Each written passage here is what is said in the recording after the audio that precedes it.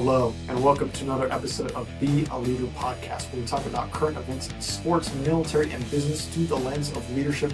And we're finally talking about a topic that is so near and dear to me, and that's motorcycles, specifically Harley-Davidson, the longest continually operated motorcycle company founded in 1903 and headquarters in Milwaukee, Wisconsin. They're an American icon. They've survived 2 world wars, multiple economic downturns, but sales has been suffering. They have sold 350,000 in 2008, and in 2024, 151,000, roughly half of what they were selling before. Okay, the brand divided freedom and rebellion, but it has been dying slowly over time. We had Judge Zeitz in 2020. He was the German Puma guy that became CEO, trying to make changes, and things started to change quite a bit. His strategy was very different. He killed the entry-level Sportster because he said it was losing $2,000 per sale. Okay. And then he really wanted to focus on the more expensive touring bikes that were roughly $40,000 to $50,000. I remember looking at one myself. I was looking at a Harley-Davidson Ultra Limited, and the sticker price online was what, $28,000, but then out the door was $42,000. I said, this is ridiculous, and I went and got a Honda Goldwing instead a few years ago. So the focus on margin over volume was a big component of what Zeitz wanted to do. And it did go up from 6% to 15%, but then sales started to drop because they had less bikes to offer. Dealers started to revolt. They were saying that their profits fell down to 1/3 of what they were making before. And many dealers had to shut down. It was unsustainable. The company culture started to erode.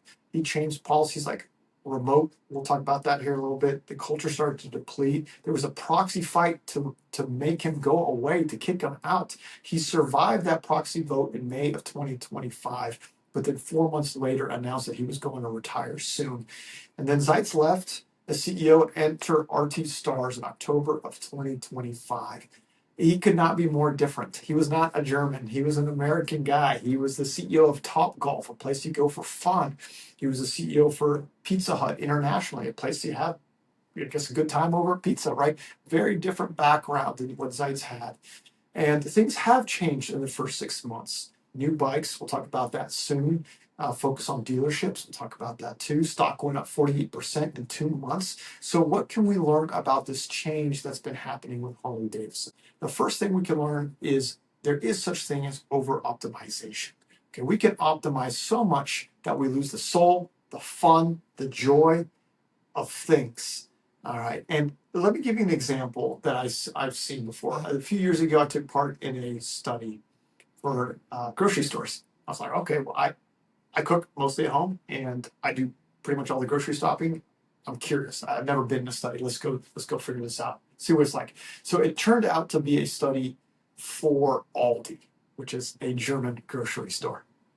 And it was very interesting. I really kind of wanted to see what was going on with this panel. I think there was probably about 40 of us there, and there was questions by this lead consultant asking questions, trying to figure out why people go. And the point of the story became that people go to Aldi because it's cheap. And how do they run their store? Very efficiently. In fact, the one close to me, there's one person that works there, and they're the cashier. One cashier. And if they need anything, it's that one person, because everything else is kind of set up in a way that you don't need personnel. And towards the end, he started asking, well, what places do you like to go to for shopping? And me being from Corpus Christi, Texas, Gulf Coast, I said H-E-B. It's a Texas icon, H-E-B. Now, we don't have much in DFW at the time. We started going up north, but there weren't many H-E-Bs. And then people started going around the room. Oh, I've been there before when I've traveled down south. I love H-E-B. I love it because of this. I love it because of that. And the consultant was so confused. I guess he's never heard of H-E-B. And I said, and he asked, like, what's the big difference between Aldi and H-E-B? And I said, it's straight up. It's so simple. You go to Aldi, there's one guy manning. You go there because it's cheap. Not because you like it, because it's cheap. You go to H-E-B, there's not one person. There's 100 workers. There's workers everywhere. There's all these cashiers. There's all these people in the aisles. There's people giving out samples. There's people outside. There's people to help at every turn. You need help? You just turn. There's multiple people to ask. You go there, and it's an experience. It's different. You enjoy going to H-E-B. But I said, it's a very different model. It's a Texas model. It's not a German model.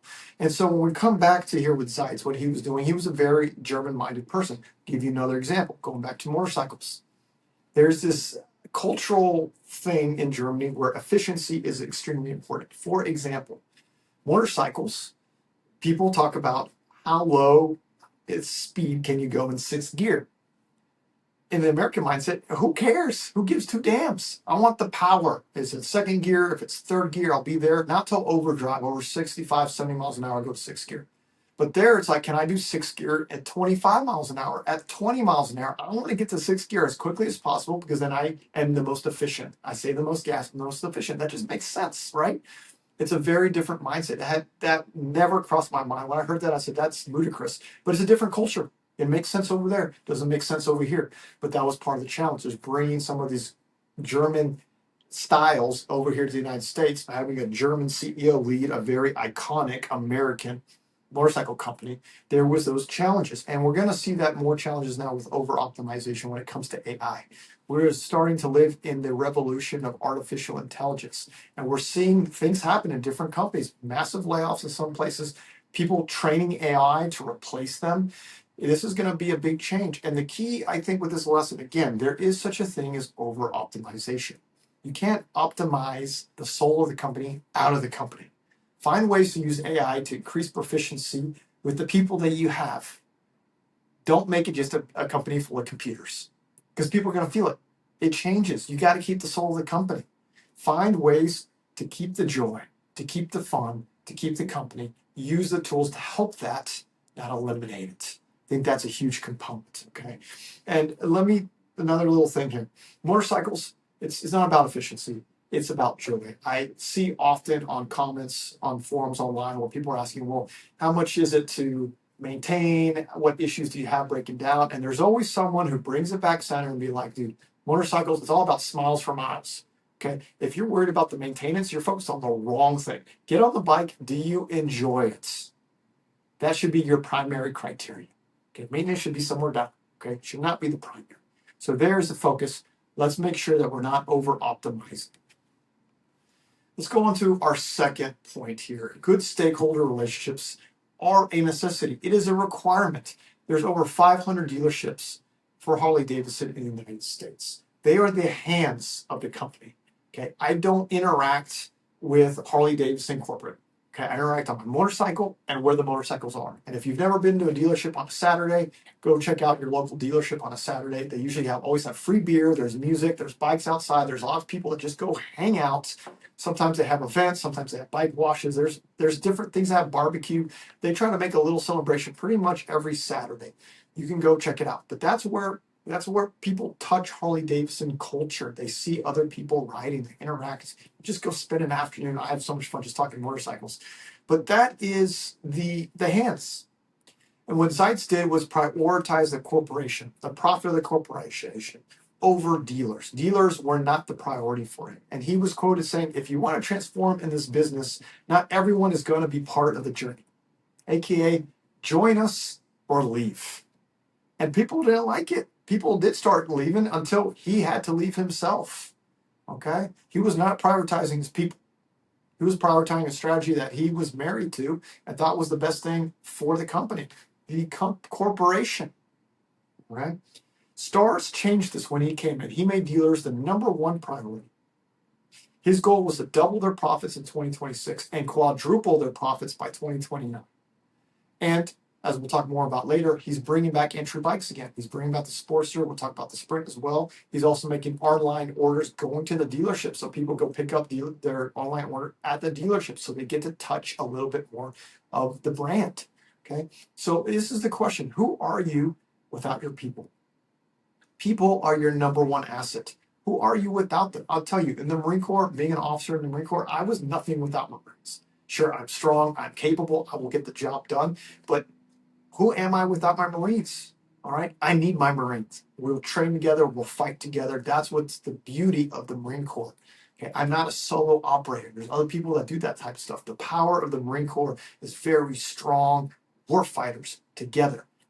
They're my most important asset. They are number one, and we should be treating our people like the most important asset. So yes, good stakeholder engagement relationships is a requirement. Let's go on to the third point. And it's still touching the same thing here. Culture eats strategy for breakfast. What does that mean? Okay. So what is strategy? Strategy is a plan that gets you moving in the direction you want to. Why is that important? There could be many strategies. Sure, there's some good ones. There's some that aren't as good, right? But they all have a purpose of just getting you to go in a direction. What example could I use? If you are trying to lose weight, say you don't do any exercise, you don't track your diet, you don't do all those basic things, okay, and you want to lose weight, there are, I can name 12 different plans for you right now on how you can lose weight. And guess what? They're all going to work because they all have some level of intaking less calories and burning more calories through different methods. Okay, there's many different strategies. The whole point of the strategy is just to get you moving in that direction. That is what a strategy does. The problem is, what if no one wants to follow that strategy? I give you 12 different strategies. You got to kind of pick one. What if you don't like any of them? Or what if you pick one and you don't want to do it? Then nothing's going to change. Culture is what you do. It's what you're known for. Culture is a result of your practices and your habits. Okay, and if you have a strategy that no one likes and no one's going to do, all right, that's going to mess up your culture. Okay, culture should come before strategy because culture can influence the type of strategies that work best, not the other way around. If you're stuffing a culture, if trying to fit it in a box of a strategy, it's a recipe for disaster. And that's what we started to see here with Harley. What is Harley without its culture? It's one of the strongest cultures there are. Brands envy what Harley-Davidson can do. It is a global icon. It is a way of life. It's not a product. It's a way of life. Right? Zeitz started to deplete the culture. One example was he implemented work from home. But work from home for the white collar, not the blue collar. So the blue collar people who are making the motorcycles had to go to work in person. The white collar didn't. That's me versus them within the company. Oh, and by the way, he didn't want to be in Milwaukee, Wisconsin. He was living in Santa Fe and commuting from New Mexico, taking the company jet to do different stuff. He wasn't even there at the most important place to be. Culture starts at the top. You got to embody what you're trying to be for everyone else. And he was not doing that because it wasn't efficient in his mind, right? Stars focus on the culture, okay, not just spreadsheets. And that's where we're starting to see some changes. Let's go to the fourth point. You got to know your customers and you got to know their journey, which means you got to be able to understand the diehards and how to build new people along the way. And I think this was one of the worst things Zeitz did. Okay? He was focusing on the dying people, the baby boomers, the ones that have been riding for a long time. It was part of who they were. They were the ones riding the big Harleys. They were the ones paying for it, the expensive Harley-Davidsons. That's what he was focusing on because they had the biggest sticker price and the biggest margins. But guess what? You ain't making any new baby boomers. They're slowly dying. It's just a sad way to look at it, but that's what's happening. You got to bring fresh blood. You always need fresh blood. But he was not focused on that because he wanted margins and he wanted profits. So he got rid of the entry-level bikes. And I'm telling you right now, $18,000 is not entry-level. $16,000 is not entry-level. Okay, look at the other brands. Royal Enfield's doing very good about this. Kawasaki, Honda, you can get bikes for $3,500, $4,000 brand new. Even Ducati, who is a premium Italian company, has entry levels in their scramblers. You can get a scrambler for under $10,000 new. They have different options to choose from. They call it the land of joy, and I'm telling you, they are fun. It's like a bicycle with a thumpy L-twin. It is a lot of fun. Anyways, there was no entry bikes, and this is a problem. You got to have new people. I will tell you right now, talk to a motorcycle rider. No one forgets their first bike. It's kind of like your first kiss. You don't forget that. You don't forget your first bike. I can remember my first bike. It was a 1984 Honda Shadow. It was red. It was in San Antonio. I had to drive from Corpus Christi to San Antonio. I paid $1,500 in cash. I was over the moon. I thought it was the coolest thing. I barely made it back on the highway, back to Corpus Christi. I was so ecstatic until I thought I broke the bike and bought a bum bike until a friend reminded me, hey, you drove from San Antonio. The tank's kind of small. Are you sure you still have gas in it? And yeah, I had run out of gas and didn't even think about checking the gas tank. So that was my first bike. I loved that bike. I have fond memories of that bike. But what the Harley-Davidson needs to do is make sure that people's first bike is a Harley-Davidson. That's the key. And I'll tell you right now quickly, it starts with the Sportsters. It goes up to the cruising, the soft tiles. Then it goes to the baggers. And it goes to the full touring. And now we got trikes, three-wheel bikes for the people that need that security, right? They don't have to worry about balance anymore. That's the life cycle from the most affordable to the most expensive, right? You got to have that full thing. If you just focus on that one segment, how are you ever going to get people there? Now you're trying to convince people that ride other stuff and are used to other things to come over here. Okay. Sportster was the pipeline. It was highly customizable, easy to get in, easy to change, lots of fun. Everyone remembers the Sportster days. And you need to create lifetime customers. That was the key. That's what Harley-Davidson used to be good at, and Zeitz cut that off. So what's Starr doing? He's bringing back in the Sportster, saying he's going to make sure that it sticks around $10,000, which is fantastic. And he's doubling down and bringing in a new bike called the Sprint for $6,000. I am very happy. This is the right direction because you just need something to get on and be proud that you own a Harley-Davidson. That's the key thing right here. It's getting started. Just getting started. And this is the right direction that I've been pushing for, I don't know, years and years and years based off my consulting background, my business background, my love of motorcycles. Just get me on something that I'm excited. I can go to a dealership and say, wow, I bought this with my own money. It's brand new and it's a Harley-Davidson. That's exactly the right way to go, and it's about time. But it starts with knowing your customers and their entire journey. I'm going to our last point here, point number 5. You got to give people a vision to believe in.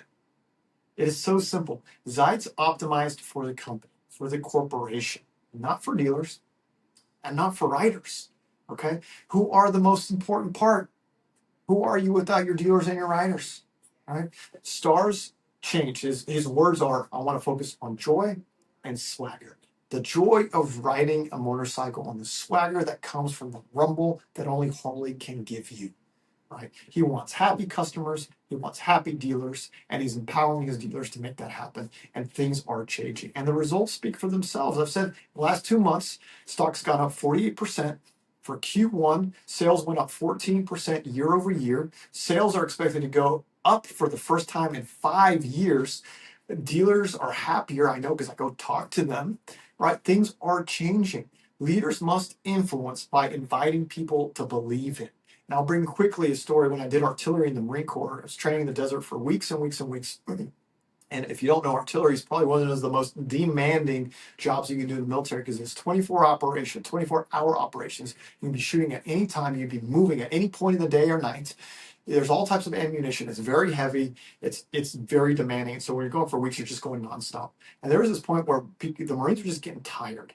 They were getting tired because they were just shooting to shoot, loading to load, moving to move. The morale was going down. And I remember there was a specific event where we did a briefing for the Marines, and we told them about everything that was happening in the area of operations, the big picture. This is maneuver. This is what enemy's doing. This is what maneuver's trying to do. This is the main objective, and this is how we're going to support them. And if we support them, they can accomplish their objective. Everything changed after that conversation. We had several days left of that evolution, but because they had a vision, they understood what they were doing, how they were operating, and that the purpose that they had, everything changed. It was a much better second half of that experience, and I'll never forget that. Right. Here's the question for you. Can you make people believe? Okay. Can you influence them to believe? Do you know how to do that? Okay. This takes confidence. Confidence in doing multiple things, from building relationships, from creating a vision that people will actually follow through, right? From getting buy-in from resistance, from balancing between short-term demands and long-term needs, right? This is not intuitive. You have to learn it. And for some people, they get put into leadership positions without learning the skills of being a leader. I invite you to the Confident Leader Bootcamp. It is a 10-week course designed to help you build your confidence and your leadership, guaranteed. There's more information on the notes of this episode, so check that out. This is not theory. This is practical execution and experience built off my time in the Marine Corps, off my time coaching college basketball, and off my time at McKinsey & Company. So if you're interested, take a look. Right? It'll help you, guaranteed. So let's look at our 5 takeaways. I have my college whiteboard here, college basketball whiteboard, 5 takeaways. So the first one, there is such a thing as over-optimization. I spent the most time on this point because I think is the most important point now in this revolution of artificial intelligence. Okay, you cannot there's such a thing as over-optimization, the soul out of it, the joy out of it, the why am I even here? There needs to be a balance. Zeitz did not have a good balance at Harley-Davidson, and that's what we saw. Okay, good stakeholder relationships are a necessity. Right? Who are you without your customers? Who are you, in this case, without your dealers? You got to have great relationships. They touch everything. So he did a poor job. Starrs is turning it around and focusing on dealers as his number one priority. Third, culture eats strategy for breakfast. Okay. You cannot force any strategy on a culture. You got to understand the culture. All right. Culture is a result of the things that we do over and over and over again. It's what we're known for. Find a good strategy that fits with the culture. Zeitz did not do that. Starr looks like he's trying to make that change back. Fourth, know your customer and their entire life journey. Understand how they get into it in the first place, why they stay, how things change over the lifetime, the things they're looking for later in their journey. But you got to understand the whole thing, and you got to make sure you get fresh blood. You always got to have new people. Okay. And the fifth one, people want a vision to believe in. Okay? They want to know that what they do matters. And they want to feel invited that you want the best for them in their journey, that they're part of something bigger, but also that what they do matters and it's important to you as a leader. Okay, those are the invitations. So can Starrs save Harley-Davidson? It's still too early to tell, but we're seeing some good indication with some of the numbers and the fact that people are finally starting to believe. And that's usually half the battle. So this touches quickly on my IBR framework, identity, behavior, results. Results comes as a landing indicator if there's good alignment between identity and behavior. And what Starr is doing is bringing back the identity of Harley-Davidson and the behavior focusing on his dealers and the riders. And if he brings that good alignment, the results will take care of themselves. And I truly believe this is the right direction for Harley-Davidson. So very excited to see what has been going on. So with that, I thank you for listening to me. I love motorcycles. I love riding. I've had a one Dyna Lowrider S back in the day. Maybe I'll get another one. We'll see as things change. Currently, I'm a KTM guy, so I bleed orange. So, but I appreciate you watching this episode. I'd love to hear your comments. What are the biggest takeaways that you have and your thoughts about what's going on with Harley-Davidson? Also, please share this. Share this with someone who could benefit. And if nothing else, like this, because when you like this episode, then it also gets shared. So with all that, thank you very much for watching. And remember, whether you're leading yourself, leading others, or leading leaders, be a leader. My name is Daniel Pinedo. Thank you. And until next time.